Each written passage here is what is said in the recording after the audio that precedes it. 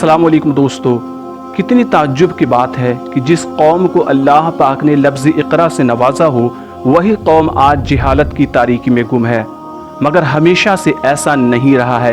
مسلمانوں نے اپنی علم کی چھاپ ساری دنیا پہ چھوڑی ہے۔ قوم مسلم میں ایسے نامور ذہانت و فراست والے لوگ پیدا ہوئے ہیں کہ ان کے چھوڑے ہوئے نشان آج بھی دنیا میں باقی ہے۔ انہی شخصیت میں ایک نام ہے فاطمہ الفہری کا۔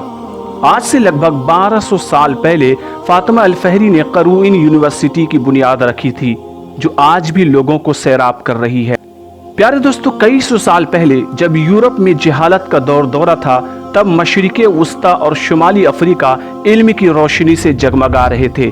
خلافت عباسیہ 750 عیسوی سے لے کر 1258 عیسوی کے ماتحت مراکش کے ساحلوں تک یہ پورا خطہ مختلف ثقافتوں اور روایتوں کا گھر رہا۔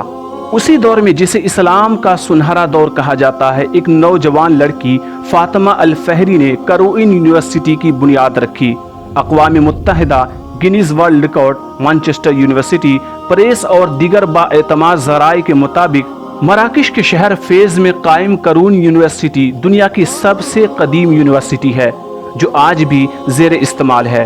آکسفورڈ، کیمبرج، بولونیا اور کولمبیا یونیورسٹی جیسے معتبر ادارے بھی اس کے کم از کم 800 سال بعد وجود میں آئے۔ فاطمہ الفہری 800 عیسوی میں تیونس میں پیدا ہوئی۔ وہ ایک دولت مند خاندان کی وارث تھیں، جو سائنس، منطق اور استدلال کی طاقت پر یقین رکھتی تھی۔ وہ اپنے والد کی وفات کے بعد ایک بہت بڑی جائیداد کی وارث بنی اور اس زمانے میں مشہور شہر فیز چلی گئی، جہاں انہوں نے اپنی دولت کا بڑا حصہ مسجد اور یونیورسٹی کی تعمیر پر لگایا۔ پیارے ناظرین، الفہری نے اس یونیورسٹی کی تعمیر کا آغاز 859 عیسوی میں کیا اور رمضان المبارک کی مقدس مہینے میں اس کا سنگ بنیاد رکھا گیا۔ آج کی جدید یونیورسٹیوں کی طرح قروئین یونیورسٹی نے بھی وقتاً فوقتاً پریس کانفرنس کی میزبانی کی اور مرکزی اور بیرونی احاطے میں کئی لائبریریاں قائم کی۔ یہ تاریخی لائبریری آج بھی عام عوام کے لیے کھلتی ہے۔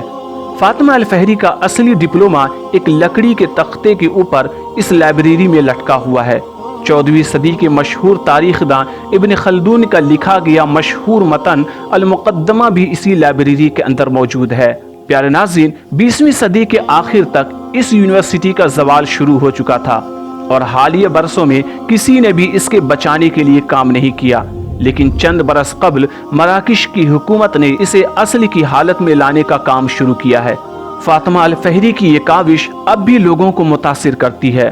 پیارے دوستو، عبد المجید المادری کے مطابق، جو اس کمپاؤنڈ کی قدیم جامعہ کے امام ہیں، وہ کہتے ہیں کہ فاطمہ الفہری ایک ویژنری تھی۔ اس نے ایک بہت بڑی میراث چھوڑی ہے۔ یہ عمارت سائنس کے ایک نظریے کی حیثیت سے کھڑی ہے۔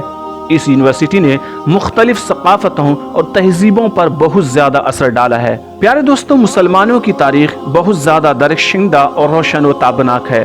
وہ الگ بات ہے کہ آج مسلمان گمراہی کی زندگی جینے پر مجبور ہے۔ اللہ پاک اسی پرانے دنوں کو ہمیں واپس لوٹا دے۔ پیارے دوستو، اگر اس طرح کی تاریخ سے جڑی ہوئی ویڈیوز، اسلامک ہسٹری کی ویڈیوز آپ دیکھنا چاہتے ہیں تو اس چینل کو سبسکرائب کر کے بیل نوٹیفیکیشن ضرور دبا لیجئے گا۔ یہ ویڈیو زیادہ سے زیادہ لوگوں تک پہنچائیے تاکہ زیادہ سے زیادہ لوگوں تک اس مقدس خاتون کی تاریخ پہنچ سکے۔